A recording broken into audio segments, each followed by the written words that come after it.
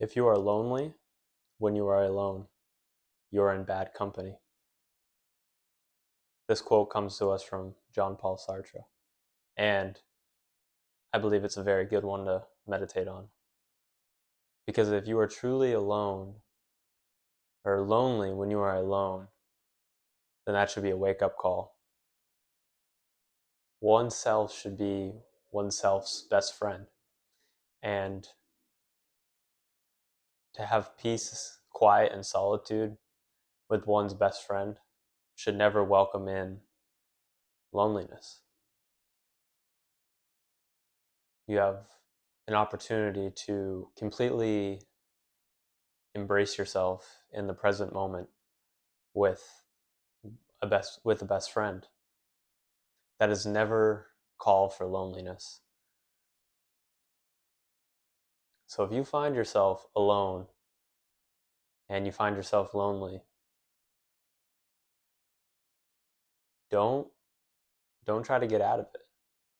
Sit with that. Ask yourself why. Why do I feel this way? Why is it that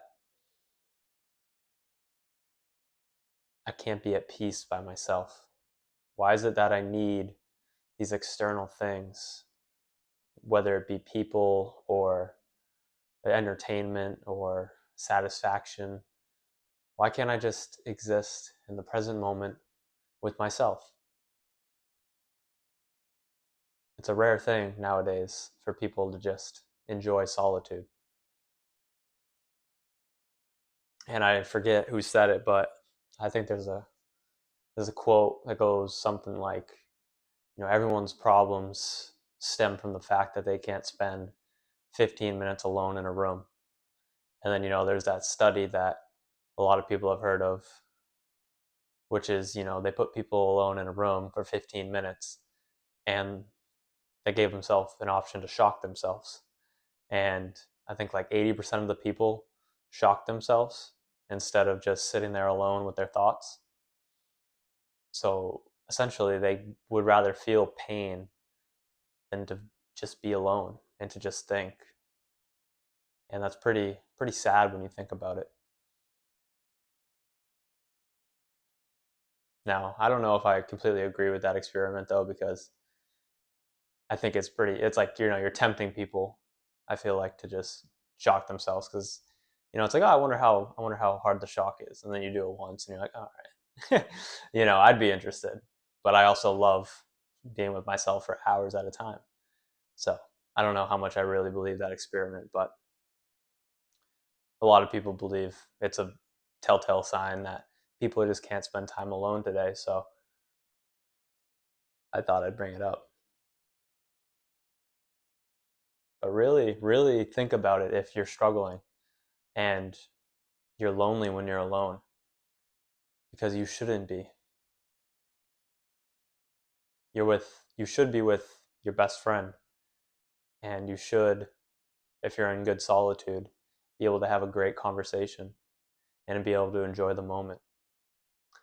And if you struggle with these things, then I think you should really devote some time to get better at it. Get better at being in the present with oneself, because the present moment is all we have. The present moment is all that we have. I think Blaise Pascal has a quote where he says something along the lines of, the present and the past are all our means, only the future is our end. We're waiting to be happy, therefore we are never happy. And that's pretty powerful when you think about it, because if you use the present and the past only as a means to an end, and that end being the future, then you never get to your end. You're never in the present moment. You're never enjoying the journey. You're always prolonging that to some distant future. You're saying, I'll be happy then. I'll enjoy the present then. I'll be grateful. I'll be satisfied then. But how delusional it is to think that, and how delusional it is to want that. I don't believe one should want those things. because Soren Kierkegaard once said, something along the lines of, why is it you think that why is it that you think you want you you should have everything you want? Why is it you think everything should be easy?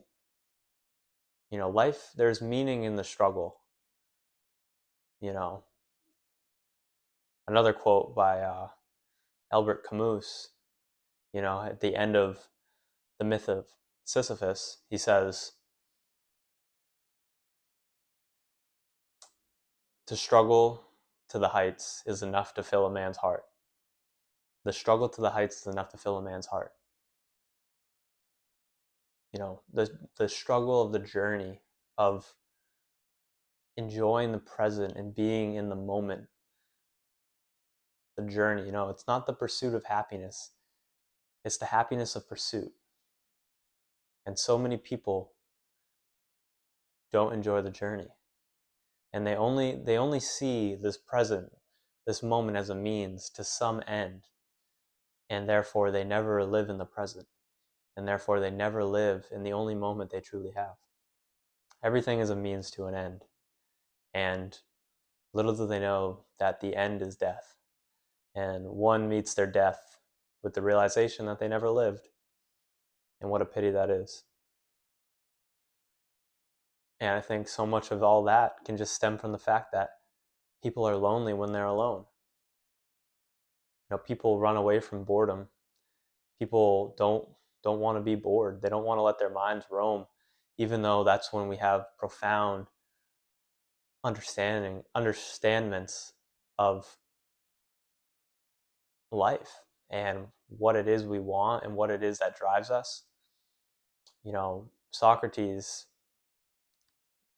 talked a lot about knowing thyself, and one cannot know thyself if one never spends time alone, and if one never allows oneself to be bored.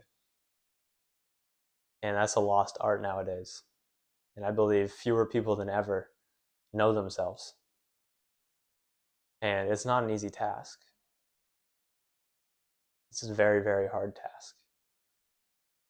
And in this day and age of, instant gratification, it's really hard to embark on a task that may take years, that may take hours every week of just sitting, thinking, and doing nothing, and asking questions.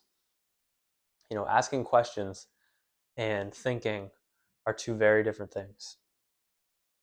Two very, very different things. One should ask as many questions as one can, really.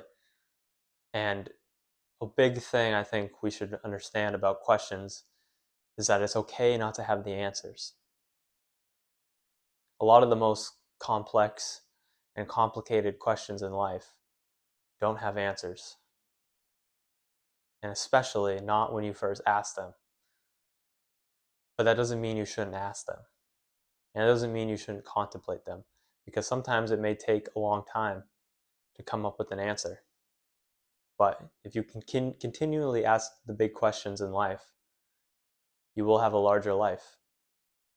James Hollis, a Jungian analyst, says, little questions, small life. Big questions, large life. And nobody asks the big questions nowadays. Nobody asks, what is the meaning of my life? What is my life in service to? Why do I want to live?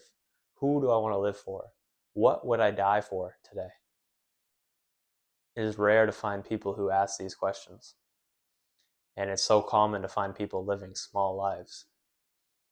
Small lives that live for the weekend, that live for entertainment, that live to avoid alone time.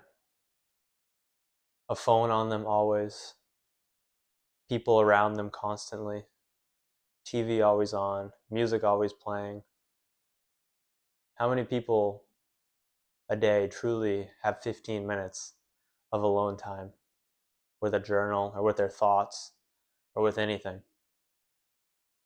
You know, the most time people probably spend a day with themselves is, you know, before they go to bed. And even then nowadays, you know, it's phones right next to the bed. You know, it's people checking the phone right before they put their head on the pillow. I think it's very clear that we live in a day and age that is trying, we live in a day and age where people don't want to confront themselves. And this is not good because I mean, you see it in the culture where everyone criticizes everyone, where they don't understand that everyone is like them. No one spends enough time inside to, you know, see their shadow, as Carl Jung says. Nobody knows their shadow. Nobody even knows their shadow exists, it seems. And that makes people self-righteous, and that makes people put themselves up on a pedestal. And it's those people who have no awareness of their shadow that are the most corrupt people, because they point to wrongdoers and you know, they, you know, hang them out to dry, and they act like they're the worst people ever. But they don't understand that whatever is human is not alien to any of us. We all have the capacity to do human things. It is human nature. And what is human is not alien to any of us. But no one spends time alone to see their side, to see that side of themselves. And I think the biggest thing is not, well, a very big thing is not giving in to the shadow, but understanding that it's there. Understanding that you have the capacity to do things that are apprehensible, that are unredeemable. But in your knowledge and in your awareness that you are unredeemable is how you are redeemed. It is the guilt you feel for the things that you have done that make you redeemable. If you felt no guilt, if you weren't ashamed of the person that you could potentially be, you wouldn't be redeemable. But it is the fact that you've come to understand that you are the same as those wrongdoers and that you don't hate them for that fact. And you don't hate yourself for that fact, because you understand that no soul is willingly deprived of the truth. And it's very important to remind yourself that you are not excluded from any soul. I've often told myself, no one does wrong willingly. And I recently had to remind myself that neither do I, because I'm pretty hard on myself occasionally. And I forget that I don't do wrong knowingly either. Everyone has logical, reasonable reasons for the things that they do. That's why we need to have forgiveness, and that's why we need to have understanding. And I think this all ties into people really being lonely when they're alone, because they don't know themselves. They they don't want to have an internal dialogue with themselves. They don't want to spend time in solitude because they're afraid of what they will find. So they numb it. They're afraid to find their shadow. But in finding one's shadow, one finds love, because one realizes that everyone who is human has human nature. And whatever is human is not alien to me. But when you bury those things down inside and act like they don't exist, and you become a self-righteous moralist, you hang people up to dry. And in doing that, you're doing the very thing you act like you don't have the capacity to do. You're being cruel, and you're being hateful, and you act like you have no capacity for that. and you act like you're justified in doing so because they did something cruel. But when you fight fire with fire, you are no better than the fire. And like I said, I believe all this ties back to potentially just people not being able to be alone with oneself. It's a lost art in this day and age. And it's hard, but we truly, I say it's hard to seek out solitude because of all the noise nowadays and all the distractions. The phone, even these books, So like I sometimes I know I need to think, but I want to read. And I try to remind myself, because Socrates said, the unexamined life is not worth living. And there is nothing more valuable than examining oneself. Breathing is not more important. You know, Making a video, going to work, anything. Almost even potentially helping others. Because, as I say, you can't help others till you help yourself. And the unexamined life is not worth living. And if you feel like you really need to examine something about yourself, you need to give yourself time for that. You need to sit down with oneself and contemplate the questions of utmost importance. And you need to give yourself solitude, and you need to give yourself time. And sometimes it's going to take more than an hour. Sometimes it'll take more than 2 hours. That's why I really enjoy hiking. Because, sometimes you'll be 4 hours into a hike and, you'll hit gold, and you'll have a profound realization about something that you've been wrestling with subconsciously for a long time. And you never would have won the battle. You wouldn't even have known it existed if you didn't give yourself time, because it was in the subconscious. You didn't give yourself time alone. And then some other times, within 5 minutes, you hit gold. But you need to give yourself time. And sometimes you don't hit gold at all. And I go for a 10-hour hike, and it was just a good walk, and I enjoyed the present, and I enjoyed nature. And I try to remind myself also that there's nothing wrong with that. Because Marcus Aurelius in Meditations says how I haven't read Meditations in a while, so I'm probably choppy on this quote, but like something along the lines of, don't beat yourself up if your day isn't filled with profound thoughts and actions. Sometimes I beat myself up for not having profound thoughts.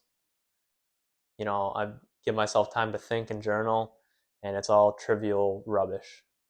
And I'm mad with myself. But it's like, you can't force those things. And when those things don't arise, that's a good thing.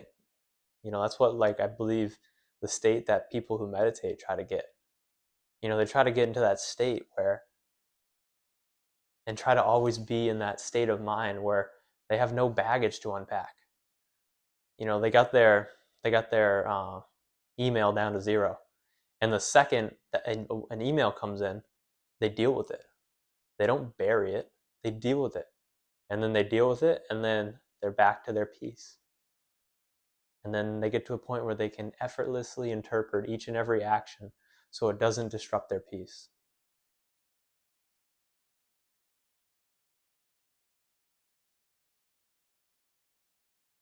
I just wanted to make this video to urge you guys to